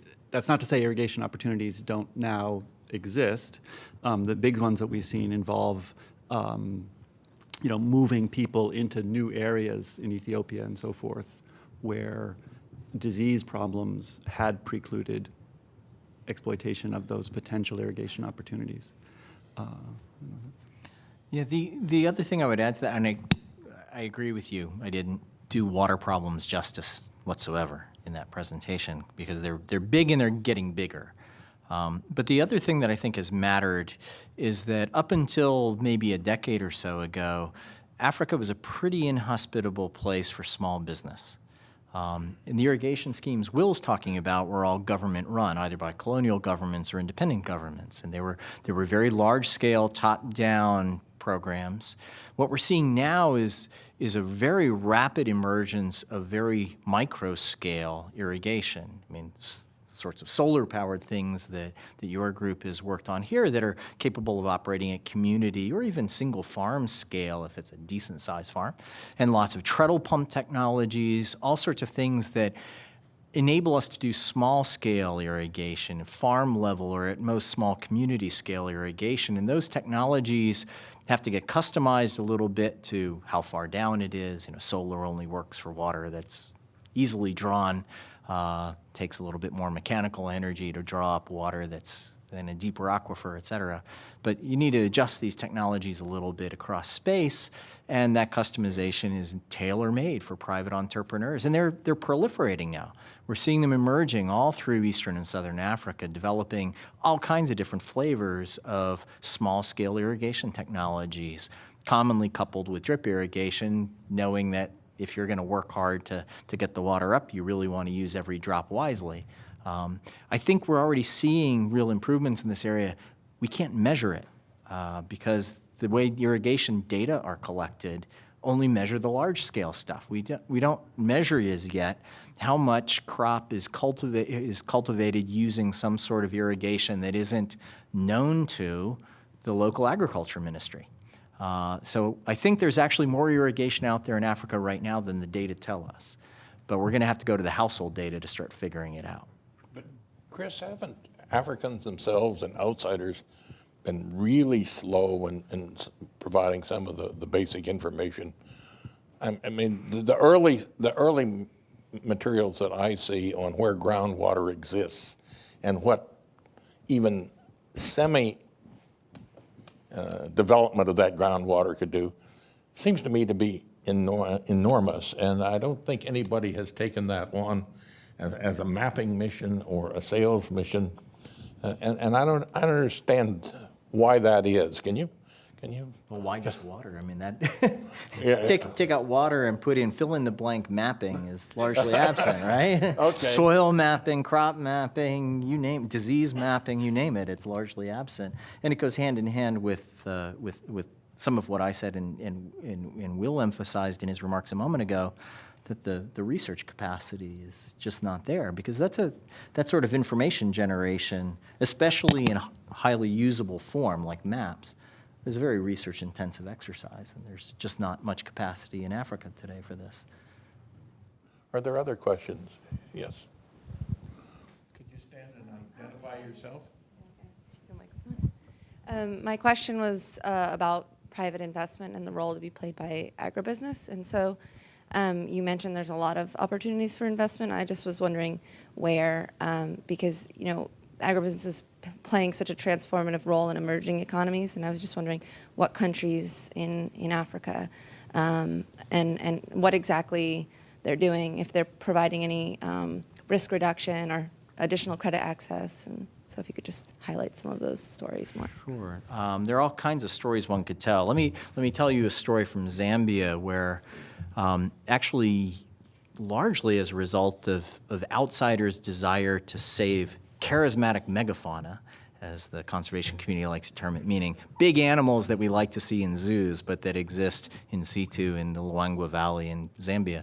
The World Wildlife Fund, working with a variety of partners, realized that they were doing a really poor job of keeping people out of the park from poaching when they were just relying on fences and fines approaches or trying to pay people to stay out of the park. It just didn't work. So they started to think about, well, most of these people farm. So if we can make their farming more productive and add value to their farm product, then maybe that will get them to spend more of their time farming and less of their time poaching. So a group, Komako, which is a cooperative organization in agribusiness, began working with World Wildlife Fund and CARE and several other groups. I'm missing several of them there, so that's not meant to be a comprehensive listing. But the key here is that they started working on integrating conservation farming methods and some basic improvements in post-harvest handling to reduce post-harvest loss of groundnut and maize in particular. And then working with them, because as they would start collecting up the harvest, they realized that this was still relatively low-value commodity, but there's this massive demand for processed product, especially as, and this goes hand in hand with changes in the global humanitarian response system, especially as things like plumpy nut have come online. So plumpy nut, for those not familiar with it, is an innovation from a French firm, Nutriset, that began developing micronutrient-enriched peanut butter, basically, in simple sachets that you can feed to severely acutely malnourished children in disasters. And so the kids will happily eat this peanut butter, but it provides them not just with calories and protein, but a whole lot of extra micronutrients essential to maintain their health. But where do you produce this stuff? Well, why not produce it in groundnut surplus areas, like rural Zambia? But to make that requires somebody bringing in capital to start to put the extruders in place, somebody coming in and managing and training and overseeing a workforce that practices proper hygiene so that you're not simply producing aflatoxin-rich peanut butter to poison kids who you're trying to save.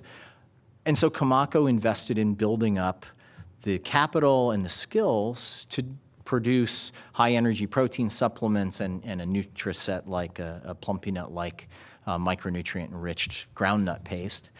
And it markets this commercially now under the It's Wild brand. So if you Google It's Wild, you'll find that this is a real success story.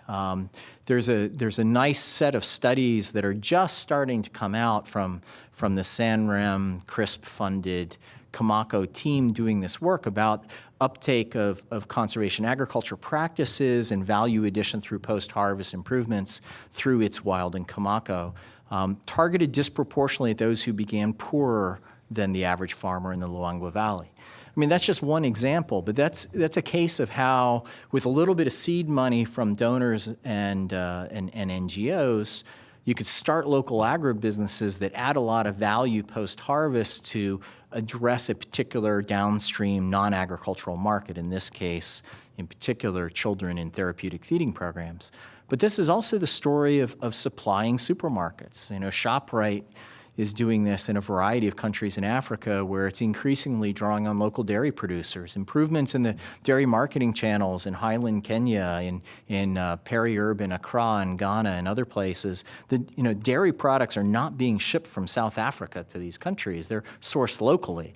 The really high-value meat products, et cetera, are being shipped from South Africa still for quality control reasons. But as the local high-end distributors are increasingly procuring locally, those benefits are accruing to a lot of mid-sized farmers, not typically to very small farmers, but mid-sized farmers who are employing the small farmers as their field hands.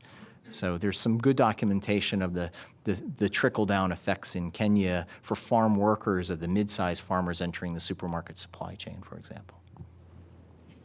Very good. Other questions? Yes, please.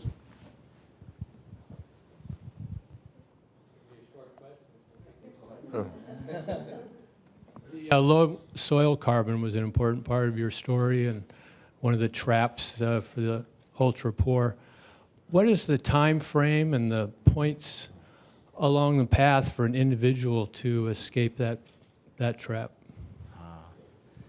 This is why I sit at a place like Cornell that has a good agricultural college, so I can turn to my soil science colleagues and say, you answer that question. I think it is true, although I defer to someone like Johannes Lehmann, with whom I work at Cornell, that we don't really know the answer to that question yet. They're still in the midst of running experiments on those same farms in a chronosequence we built in Kenya to establish what the persistence of soil carbon changes is. But for an example, incorporation of biochar seems to have a pretty rapid effect on improving soil carbon that seems to persist for multiple seasons. We don't yet know what the half-life of the changes are. But it appears that you can bump a farm that's at 2.5 or 3% carbon up to a farm that the soil's having 4% carbon within a couple of years with biochar incorporation and then just fairly proper management practices. This is exciting for several reasons. One, because it seems remediable at local scale, so it doesn't require some massive coordinated effort, although it does require people understanding what biochar is and being able to manufacture it. But there's also what I think is really exciting stuff happening right now, that using pyrolysis to generate biochar can also generate butanol. And that opens up the possibility of also generating liquid fuel off-grid at the same time as you're generating soil amendments. And so you can stimulate increased soil fertility, increased harvest, while generating fuel that can combust in a small engine relatively easily and help to solve a few of the transport problems that create real problems if you start to generate crop surpluses in remote areas. So combining the production of combustible liquid fuels for small engines with soil amendments that overcome the soil fertility problems is a really pleasant combination. Now, it's not yet in the field. My colleagues at Cornell are just getting ready to start their experiments on this in Kenya, but it looks really, really promising right now. And that seems to open up some options for reversing the soil carbon problem. There are a lot of other nutrient problems. It's not just carbon. But that's really sort of the sentinel indicator for soils. Very good. Professor LaBelle? I'm actually still not sure which of my questions I want to ask. The easy one. Okay, well, one is, Africa, I think inevitably, like most places of the world, is becoming more connected to the global system. And I'm just wondering, as you see these optimistic trends, and this is really a question for both of you, is this transition out of ultra poverty, would it be faster if prices globally were high or low? It's a generic question, but it's a, but there, yeah, I think it. Prices of what? Food? The prices of food globally, the prices of land within Africa, and you talked a little bit about other countries coming in and how that feeds into per capita availability of land. As you think about sort of the global system, how it's feeding into Africa, what scenarios do you worry about, I guess is a way of asking it. I don't know if you'd want to go first. My first guess would be it's probably pretty unambiguously low is better for Africa. In the macro scale, very large food importer, likely to continue to be so. The poorest, overwhelmingly net buyers. The only sort of scenario in which lower food prices doesn't help Africa out of poverty is one in which urbanization and on-farm employment just doesn't grow at all, and that's not what we've seen. Africa has the world's fastest growing cities and has had for 50 years. And the only thing about those cities is that they're not as big as they would need to be yet to absorb all the population growth that's happened. So, Africa's got the non-farm employment growth. It's got and it's such a huge net buyer that I would think on balance, it's very hard to find. Now, of course, there are places within Africa where that's not the case, absolutely. But on the whole, I think the answer is probably low. Yeah. Can I push you on that, Will? Why aren't some of the really ultra poor of the kinds that Chris showed in his slides, why aren't they going? Why is the migration rate to cities even higher than it is? Well, first, let me tackle David's question. I completely agree with Will. Low food prices are much better for Africa at this stage. But the key is, why are food prices low? the big driver behind low food prices is supply growth, is productivity growth. And there are spillovers, not nearly enough spillovers right now from productivity growth in breadbasket regions of the world to Africa, but those are starting to increase in part due to greater globalization. But in the short run, high prices are truly lethal for parts of Africa, especially for the ultra poor. As to why they don't migrate even faster to cities, they try hard. So it's not cheap and simple and safe to migrate to cities. If you're in a remote area, keep in mind that there are several different barriers here. One is finding safe housing, which even moving into slums can be expensive if you're coming out of a remote village. Second is the multilinguistic nature of much of Africa. If you're coming from a remote area, there's a very good chance you don't speak the basic languages of commerce and employment in the major cities. So you can move to a town within your area, within your home district where your dialect is spoken widely, but moving to Nairobi, if you're coming from Rendile-speaking areas in northern Kenya, or if you're coming from southern Ethiopia and you speak Boran, they have no idea what you're saying. Even if you can write in Oromiffa in southern Ethiopia, the Amharic speakers in Addis Ababa can't understand you or understand what you write. So these are fairly significant barriers to movement that are a little different than exist in, for instance, Latin America, the most heavily urbanized developing continent in the world, where the variety of languages and the barriers to movement are a bit less, I think, than we see in Africa. Yes, Barry? Chris, you mentioned that food security, the problems of food insecurity are complicated, and getting at the answers to food security issues in a particular region require that those who are trying to do it do a fairly good job of analysis of what those problems are, then to determine who's doing what about them and where the gaps are. In all of your work in Africa, have you seen improvement in the ability of whether it be private sector investors or the donors in doing that kind of analysis before they begin their investment programs? In pockets, yes. I mean, there are places where we certainly are seeing improvements, both because you have had maintenance of essential research skills and let me call them diagnostic skills, not scholarly research, but just people have the analytical tools to be able to really interrogate a context and analyze what the local data tell us. Places like much of southern Ghana, we definitely see that kind of capacity. It's probably grown. It's grown in part because private sector demand for it has exploded and NGO demand for it has exploded, a little less driven by government. But it's certainly not true across the board.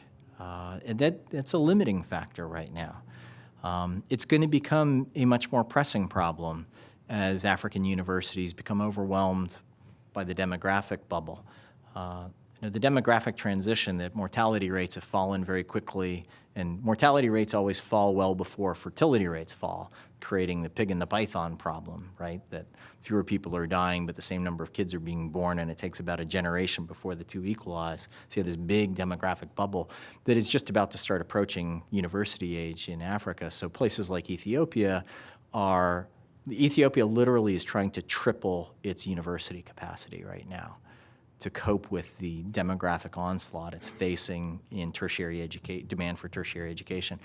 It can't really do that while maintaining quality and providing the sorts of outside consulting services for firms and for donors and NGOs that is needed to help with some of that targeting. So this is going to be a very serious challenge in many places, not just in Ethiopia. Any other questions? Yes?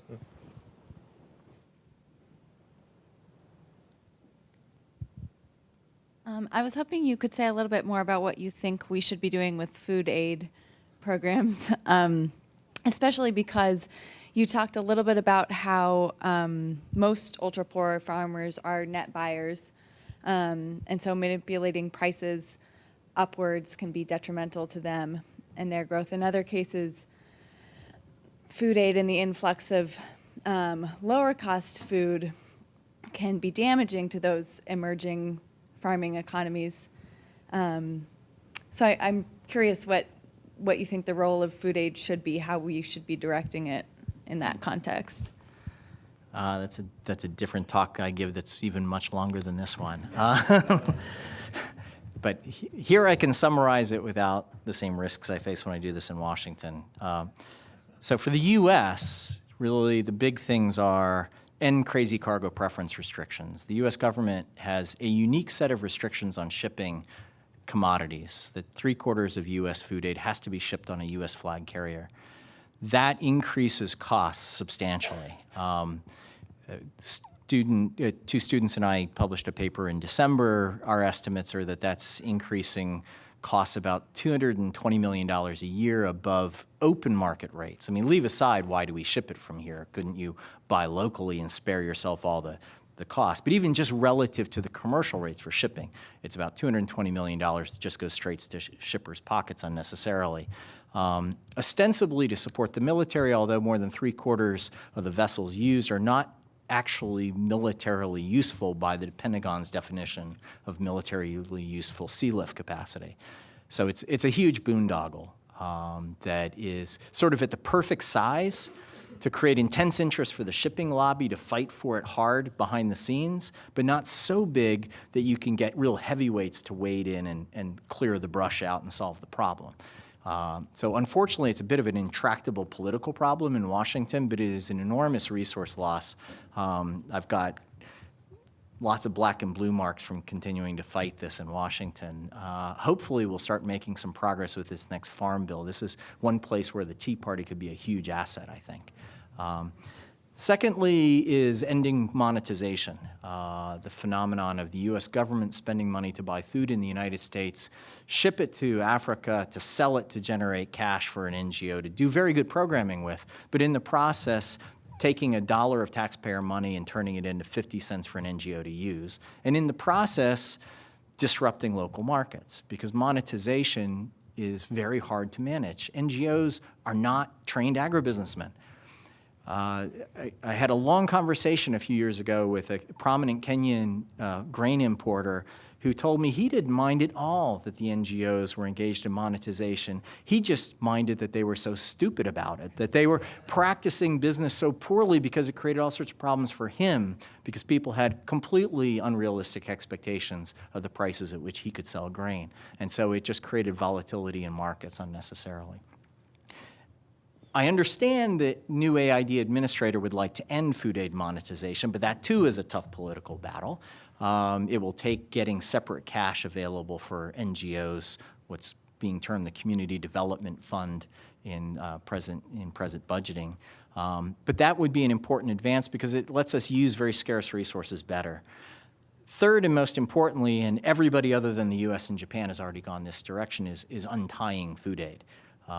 Barrett actually was part of an important study the OECD did a few years ago on the value of untying food aid, meaning providing food without demanding it be shipped from the United States. So the OECD countries agreed to an untying of development aid in general. Food aid was notably exempted from that, and the United States is notably not reporting tying. We're the only major donor country that doesn't report the tying proportion of our aid. Europe, even Canada, which for years had a completely tied food aid program, have completely untied their food aid, meaning that they'll provide money to buy food wherever it can be obtained cheapest and fastest for the needs of the affected population. We still don't do that. So we still have only a very small program, small relative to the scale of our food aid programs, for permitting local and regional purchase or the use of cash and vouchers where local markets work well. And hopefully the next farm bill will open the door to that much more widely. I think we're near the point at which that might really happen. There's enough accumulated experience now. 85% of the world's food aid that doesn't come from the US is now locally and regional procured. It's bought in developing countries rather than shipped from high-income donor countries. We're the laggard here. And the accumulating evidence is becoming overwhelming, and I think the Congress may finally start to budge on this. But those are the big three areas: is end wasteful cargo preference, end disruptive monetization of food aid, and stop tying food aid. Start buying it wherever you can get it fast and cheap to a disaster-affected population. Very good. The time is 6 o'clock. That's the time for adjournment. May I invite all of you to our reception, which is just through the doors to which you entered. And would you join me again in thanking Chris and Will for a really fine afternoon.